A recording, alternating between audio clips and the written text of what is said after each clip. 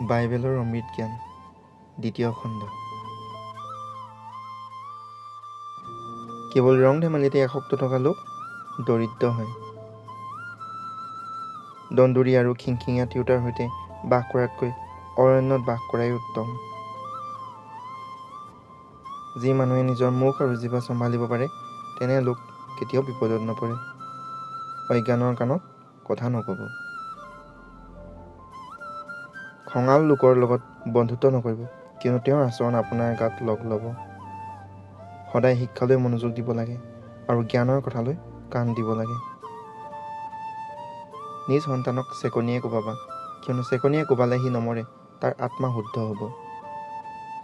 পাপক ঘিণ কৰিবা, কিন্তু পাপীক ঘৃণা নকৰিবা। যিসকলে মদ আৰু মাংস ভোজন কৰে তেওঁলোকৰ সংগ নল'বা। মতলীয়া আৰু খকুৱা লোক দৰিদ্ৰ হয়। দুষ্টক ঈৰ্ষাও নকৰিবা আৰু সিহঁতৰ লগত থাকিবলৈ ইচ্ছাও নকৰিবা। শত্ৰুৰ পতনত আনন্দ কৰিব নালাগে।